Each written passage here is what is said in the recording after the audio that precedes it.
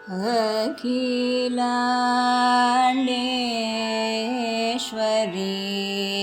रक्ष मां श्री आगम संप्रदायनि पुणे श्री अखिलाण्डेश्वरी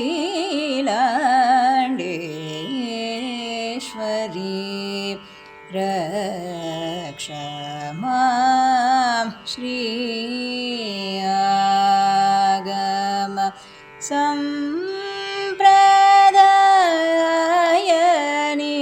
पुणे श्री अखिलाण्डेश्वरी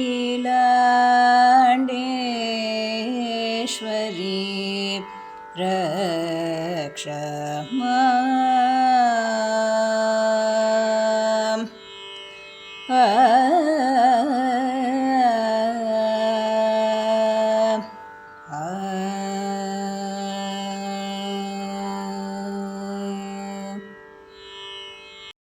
அனைவருக்கும் வணக்கம். திருஆனைக்கா அகிலாண்டேஸ்வரி தாட்டங்க பிரதிஷ்டை மகோத்சவம் பற்றிய ஒரு சிறப்பு பதிவு. ஆனைக்கா என்றால் நம் நினைவுக்கு வருபவள் அகிலாண்டேஸ்வரி. அகிலாண்டேஸ்வரி என்றால் நம் நினைவுக்கு வரும் தலம் திருஆனைக்கா. திருச்சிராப்பள்ளிக்கு அருகில் காவிரியின் வடகரையில் அமைந்துள்ள அழகிய தலம் இது. அப்பர், சுந்தரர், ஞானசம்பந்தர், மாணிக்கவாசகர் ஆகியோரால் பாடப்பட்ட திருத்தலம். அருணகிரிநாதரால் பாடப்பட்ட திருப்புகழ் தலம்.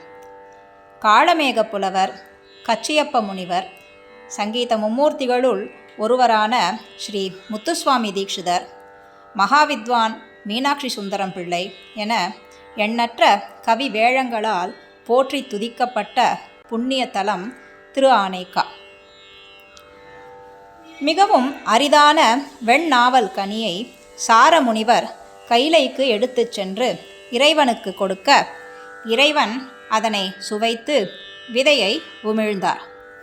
பிரசாதமாக அவ்விதையை முனிவர் உண்ண அவர் தலையில் இருந்து வெண்ணாவல் மரம் முளைத்தது. பூலோகத்தில் காவிரி, கொள்ளிடம் நதிகளுக்கு இடையில் யானைகள் உலாவும் காட்டில் அந்த மரத்துடன் சென்று அமர்ந்து தவம் செய்தார் முனிவர். அன்றிலிருந்து ஜம்பு முனிவர் என அழைக்கப்பட்டார். ஜம்பு நாவல். ஒருமுறை சிவயோகத்தை உபதேசம் பெறுவதற்கு வேண்டி காவிரியின் கரையில் அம்பிகை தவம் செய்து நீரினால் லிங்கம் செய்து இந்த வெண்ணாவல் மரத்திற்கு கீழே எழுந்தருளச் செய்தாள். ஸ்வேத ஜம்பு தரூர் பூத்வா எத்ர வேதஸ் தபஸ்யதி தன்மூலே ஜகதாம் மூலம் லிங்கரூபேண திஷ்டதி என்கிறது ஸ்ரீ கஜாரண்ய க்ஷேத்திர புராணம். எங்கு வேதம் வெண்ணாவல் மரமாக நின்று தவம் செய்கிறதோ அதன் அடியில் வேர்பகுதியில் இவ்வையகத்திற்கெல்லாம் மூலமான பரமேஸ்வரன் சிவலிங்க வடிவில் காட்சியளிக்கிறார். வெண்ணாவல் மரத்திற்கு கீழ் அமர்ந்ததால் ஜம்புகேஸ்வரர் வெண்ணாவலரசு என்றும், நீரால் செய்யப்பட்ட திருமேனியாதலால் அப்புலிங்கம் செழுநீர்த்திரள் என்றும், யானைகள் நிறைந்த சோலையில் அமர்ந்ததால் ஆனைக்கா அண்ணல் என்றும் இறைவன் அழைக்கப்படுகிறார். அம்பிகை இறைவனை நோக்கி தவமிருந்து பூஜித்து சிவஞான உபதேசம் பெற்றதால் இது உபதேச ஸ்தலம். இங்கு திருக்கல்யாண உற்சவம் கிடையாது. அகிலாண்டேஸ்வரி என்ற திருநாமத்துடன் அம்பிகை இங்கு அருள் பாலிக்கிறாள். ஆதிசக்தியின் படைத்தளபதியான வாராகியின் அம்சமாக கருதப்படும் அகிலாண்டேஸ்வரி முற்காலத்தில் உக்ரஸ்வரூபிணியாக இருந்தாள். இந்நிலையை அறிந்த ஆதிசங்கர பகவத்பாதாள் அம்பிகைக்கு சிறப்பு பூஜைகள் செய்து அவள் உக்ரத்தை தணித்து சக்திகளை ஒன்று திரட்டி இரு ஸ்ரீசக்கர தாடங்கங்களில் உருவேற்றி அம்பிகைக்கு காதணியாக அணிவித்தார்.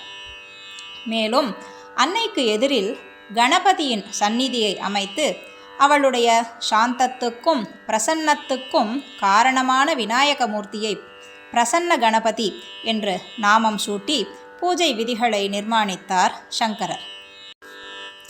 சுதாம் அபியாஸ்வாத்ய பிரதிபய ஜராமிருத்யுஹரிணீம் விபத்யந்தே விஸ்வே விதி சதமகாத்ய திவிஷதா கராலம் யக்ஷ்வேலம் கவலிதவத காலகலனா ந சம்போஹோ தன்மூலம் தவ ஜனனி தாட்டங்க மகிமா என்று சௌந்தர்ய லஹரி ஸ்லோகம் 28 ஆதிசங்கரர் பாடுகிறார். தாயே, அமிர்தத்தை அருந்திய தேவர்களும் பிரளய காலத்தில் மறைந்து விடுகின்றனர். ஆனால் பார்க்கடலில் தோன்றிய விஷத்தை அருந்தியும் நின் பதியான பரமசிவன் ஊழிகளை கடந்து நிலைத்து இருக்கிறார் என்றால் அது உன்னுடைய தாட்டங்கத்தின் மகிமையல்லவா? நஞ்சை அமுதாக்கியவள் அன்னையே என்று அபிராமி பட்டரும் அபிராமி அந்தாதி பாடல் 5 பதிவு செய்கிறார். பொருந்திய முப்புரை செப்புரை செய்யும் புனர்முலையால் வருந்திய வஞ்சி மருங்குல் மனோன்மணி வார்சடையோன் அருந்திய நஞ்சு அமுதாக்கிய அம்பிகை அம்புயமேல் திருந்திய சுந்தரி அந்தரி பாதம் என் சென்னியதே. ஆதிசங்கரால் பிரதிஷ்டை செய்யப்பட்ட தாடங்கங்கள் பழுதானால் அவர் குரு சிஷ்ய பரம்பரையில் வரும் மூலாம்நாய சர்வஜ்ஞ ஸ்ரீ காஞ்சி காமகோட்டி பீட்டாதிபதிகள் அவற்றை ஜீர்ணோத்தாரணம் செய்து சிறப்பு பூஜைகள் செய்து மறுபடியும் அம்பிகையின் செவிகளில் பிரதிஷ்டை செய்வார்கள். அவ்வாறாக 1686 ஆண்டு அக்ஷய வருஷம் காஞ்சி மடத்தின் 59வது பீட்டாதிபதி ஸ்ரீ பகவன்னாம போதேந்திர சரஸ்வதி சுவாமிகளும் 1757 ஆண்டு ஈஸ்வர வருஷம் 62வது பீட்டாதிபதியான ஸ்ரீ சந்திரசேகரேந்திர சரஸ்வதி சுவாமிகளும் 1846 ஆண்டு பராபவ வருஷம் 64வது பீட்டாதிபதி ஸ்ரீ சந்திரசேகரேந்திர சரஸ்வதி சுவாமிகள் மற்றும் 65வது பீட்டாதிபதி ஸ்ரீ சுதர்சன மகாதேவேந்திர சரஸ்வதி சுவாமிகளும் 1908 ஆண்டு பிலவங்க வருஷம் மற்றும் 1923 ஆண்டு ருதிரோத்காரி வருஷம் காஞ்சி மடத்தின் 68வது பீட்டாதிபதியும் மக்களால் மகா பெரியவா என்று அழைக்கப்படுபவருமான ஸ்ரீ சந்திரசேகரேந்திர சரஸ்வதி சுவாமிகளும் 1992 ஆண்டு பிரஜாபதி வருஷம் 69வது பீட்டாதிபதி ஸ்ரீ ஜெயேந்திர சரஸ்வதி சுவாமிகள் மற்றும் 70வது பீட்டாதிபதி ஸ்ரீ சங்கர விஜயேந்திர சரஸ்வதி சுவாமிகள் ஆகியோரும் அகிலாண்டேஸ்வரியின் தாட்டங்கங்களை ஜீர்ணோத்தாரணம் செய்து பிரதிஷ்டை செய்துள்ளனர்.